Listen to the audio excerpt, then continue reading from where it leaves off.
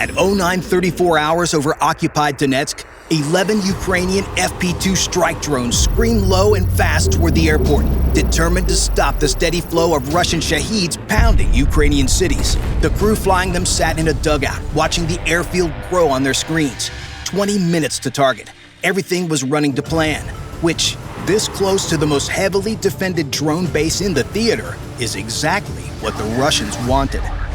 The lead drone was 4 kilometers into the approach corridor when the air around it lit up. Tracer fire tore up out of a tree line, slow and lazy looking until it wasn't, and the rounds walked straight up into the lead FP-2, which is a Ukrainian fixed-wing strike drone, roughly 4 meters nose to tail, carrying a kilogram-class fragmentation warhead to targets 200 kilometers out.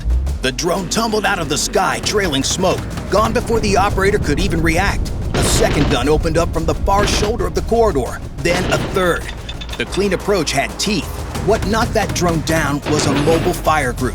A pickup dug into the tree line with a heavy machine gun on the bed. Nothing fancy, cheap, mobile, lethal to anything slow enough to cross in front of it. These were Russia's middle layer of air defense, too small to bother a stealth jet, but exactly right for swatting something slow and low. And the way was nothing but slow drones. Think of them as toll booths on the only road to the airport, except the toll was your entire drone. Then the tree line came apart. A rocket screamed in from kilometers behind the Ukrainian line, and the lead gun truck went up in a fireball. Seconds later, the second gun position took a rocket of its own. Then the third. Whoever was shooting back had the belt mapped to the meter. That FP-2 that fell out of the sky did exactly what it was sent to do. Ahead of the strike wave, the Ukrainians had pushed a few cheaper drones into the corridor for one reason: to get shot at. A fire group that stays hidden is almost impossible to find. One that opens up on a drone shows itself for a few seconds, and a few seconds is all the artillery needed. That gun could reach out past a kilometer and rarely missed, and a slow FP-2 crossing the belt in a straight line was a clay pigeon. So the Ukrainians fed it a clay pigeon on purpose. The instant a gun lit up, a recon drone overhead fixed on the muzzle flash, and a rocket already loaded and waiting did the rest. The round was plotted, the aim point locked, only the final coordinate was missing, and the bait just delivered it. Like a letter already addressed, stamped, and held over the slot. You just need the house number. More rockets followed down the belt. The fire groups came apart one after another, and the corridor opened. Every truck that vanished was one less gun waiting for the wave, and the Ukrainian recon birds overhead kept marking them faster than the crews on the ground could scatter. It was a clean trick, run perfectly, and 40 kilometers back, a Russian officer watched it happen and smiled, because the Ukrainians had just walked into a better one. Every drone they flew to find those gun trucks was a transmission, a breadcrumb leading straight back to the men flying it. The Ukrainians thought they were the hunters, but they had just become the prey. He was a Rubikon signals officer, and he had not put those gun trucks in the corridor to stop anyone. They were there to be hunted. Hunting them meant flying recon, and flying recon meant transmitting. And transmitting was the one thing he had been waiting all morning to hear. Because while the Ukrainians picked his gun trucks apart, his antennas pulled bearings off every drone in that corridor. A line settled onto a recon signal. Another antenna flew kilometers away, crossed it. Where the two lines met, a grid reference for the Ukrainian dugout populated on his screen. He had the operators. Now he just had to reach them before they finished the job. That grid was the entire point. The antenna array on the roof of his truck did one thing, and it did it better than anyone in the Russian army. It listened for radios.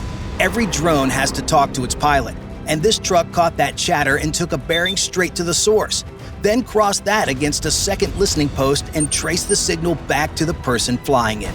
Think of every transmission as a flashlight waved across an open field. The operator believes he's the one doing the looking. Rubikon is standing in that field, watching exactly where the beam started, and it had been watching this field all morning. It's the drone war version of your wife knowing you ate the leftovers before you shut the fridge. The evidence was never hidden. You just figured nobody was watching. Back in the Ukrainian dugout, the crew never felt the trade. The mission was running clean. They marked the last fire group, fed the coordinate to the gun line, and turned their attention to the airport. With no idea they had just handed away their own address, and the hunt for them was already moving. The path to the airport was open now, but out past the corridor waited the part of the battlefield where being right doesn't keep you alive. The wave crossed an invisible line and the satellite navigation dropped out. Heading hold gone. The autopilots were groping for a signal that wasn't there. Any other drone would have wandered off into a field right here. And for a few seconds, the Russians watching their jammers had every reason to think they just won. They were wrong. The FP2s kept flying arrow straight through the noise, locked on course, because the thing that should have blinded them never mattered, because they weren't navigating by satellite at all. That truck in the tree line below, the one with a thick cluster of antennas bolted to its roof, had just switched off their navigation, a Russian jammer. It floods the sky with enough noise on the satellite frequencies to bury the faint signal coming down from space. Layered across an approach, jammers like it have degraded even GPS-guided Western missiles that cost 100 times more what these drones do. Picture trying to hear your GPS over 1,000 people in the back seat screaming the wrong directions at you. A drone that leans on satellites to know where it is had just gone blind, low and slow over hostile ground. Most drones would have, but not these. The FP2 doesn't need the satellites. It runs terrain image matching. A cheap optical camera reads the ground scrolling underneath and checks it against a map memorized before launch, correcting its course as it goes. You don't need your phone to drive home from work. You know the shape of your own street. The FP2 had memorized the street. Firepoint has rebuilt this navigation through 7 generations under fire, which is why the satellites can drop out completely and the drone keeps flying its line. Each one costs around $50,000 and still flies 200 kilometers against a cruise missile that runs north of $1 million. That's how you can throw 11 at one airfield and come out ahead even if half get swatted. That solved the drones flying to fixed coordinates, but it didn't solve everything. A handful of the wave were flown by hand for targets that might move, and those still needed a live radio link back to the pilot. And that link was exactly what the jammer ate, which meant the jammer couldn't be allowed to live. A missile screamed in low across the tree line. The jammer's antenna cluster disintegrated in a flat orange flash. That truck, blinding the entire wave a second ago, scrap. The missile found it by the one thing the jammer could never stop doing: broadcasting. To jam, it has to radiate enormous power into the sky. And that scream let a recon drone fix the source, drop the coordinate onto a launch rail, and ride a missile straight home into it. The truck never saw the round coming, because the thing that aimed at it was its own signal. Somewhere, a Russian procurement officer just felt a sharp pain he couldn't explain. There was a catch the Ukrainians had to respect, though. Ordinary satellite-guided artillery gets degraded by the very jamming it's trying to silence. So the weapon sent to a jammer has to be a hardened anti-jam round, or a drone that never needed the satellites in the first place. The jammer was screaming to drown out the wave. That scream only told everyone which window to throw the brick through. One jammer didn't clear the belt, but it opened a seam wide enough for the manual birds to slip through. And the Ukrainians were not only surviving the spectrum, they were running their own war inside of it. Somewhere out in the belt, a Russian vehicle that leaned on satellite navigation drifted off its heading and turned where it shouldn't. It rolled into open ground, convinced it was somewhere else entirely, walked off course by Provoka, a Ukrainian GPS spoofing system that does something nastier than blunt jamming.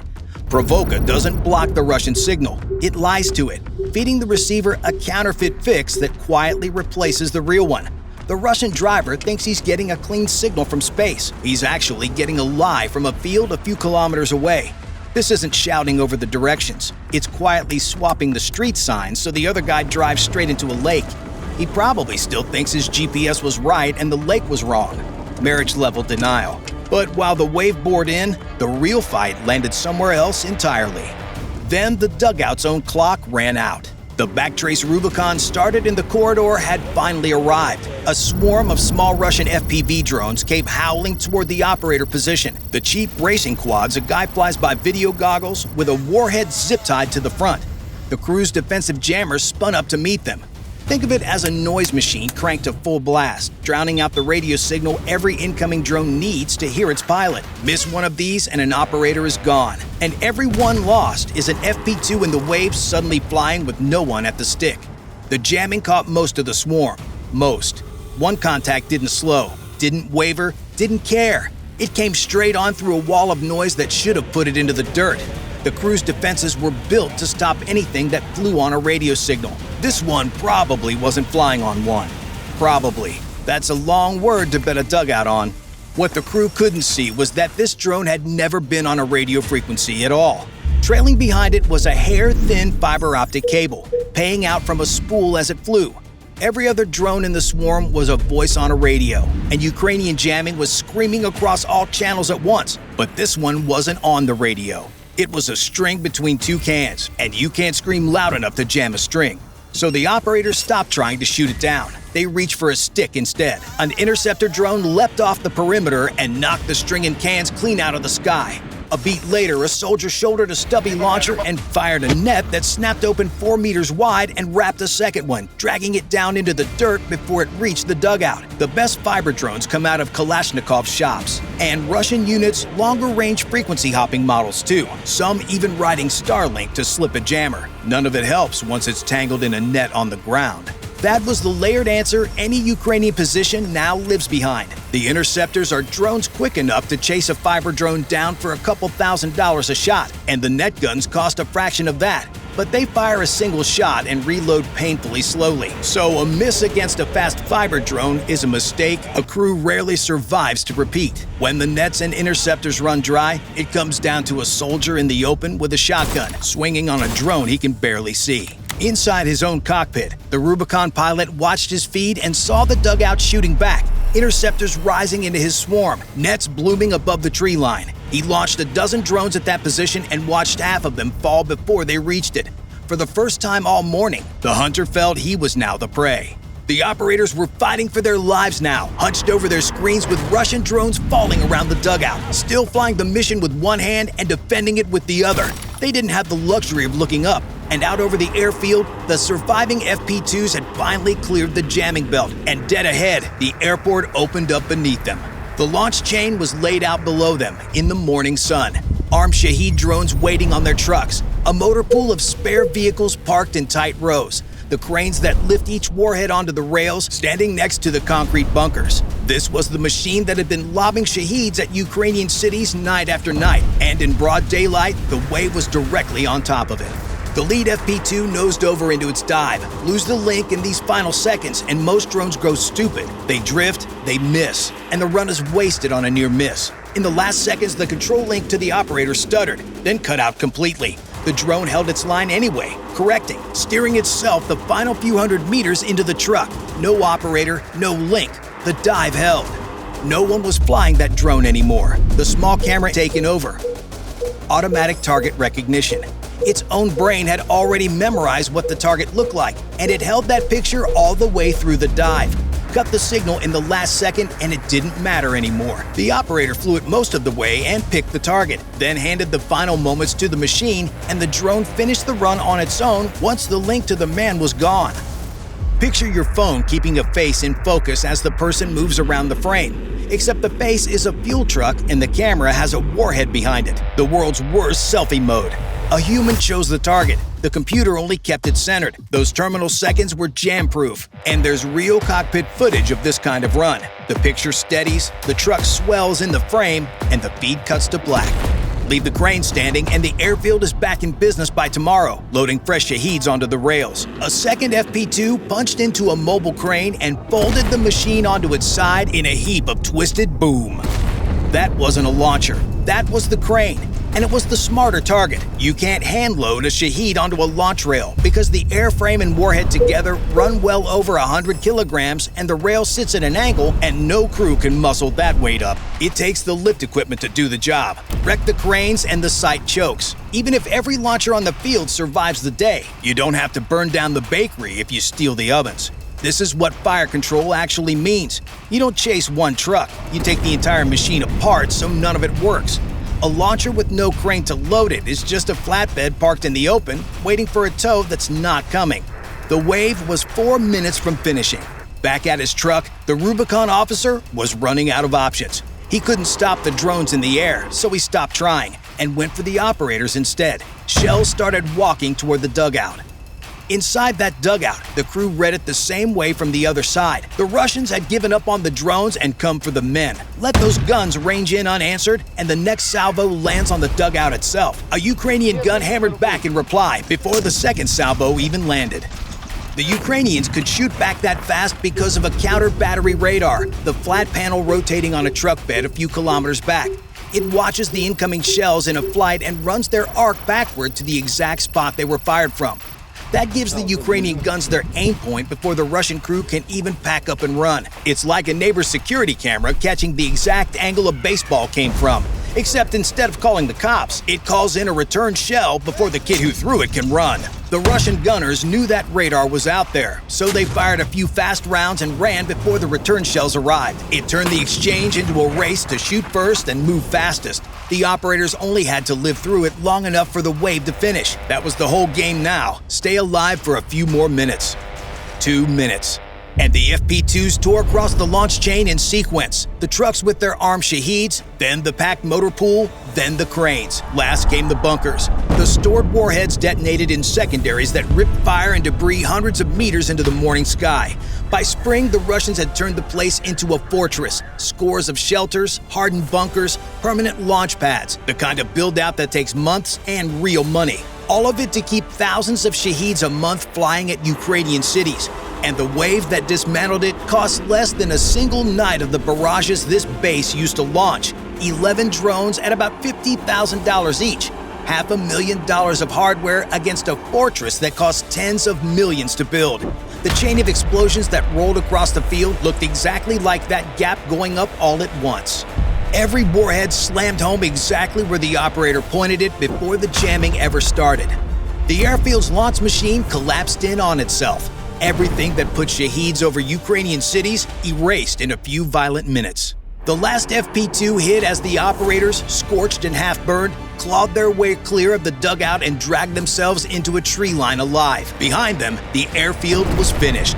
They weren't on it when the Russian shells walked through where they'd been sitting. The strike on their own position missed by a margin you could measure in seconds. A few seconds the other way, and this is a different story. The kind that ends with empty chairs at a table behind the line. It didn't go the other way, this time. 40 kilometers back, the Rubikon officer who spent the whole morning hunting those men watched a feed of a burning airfield he could no longer use. The Shaheeds that flew out of this field night after night, the ones that had been sending Ukrainian families into stairwells before dawn, would not be launching from here again. Downrange, the cities this base had been hammering got their first quiet night in a long time. If you enjoyed this video, then watch this one of how Ukraine took down an entire Russian port with just drones. Bye for now.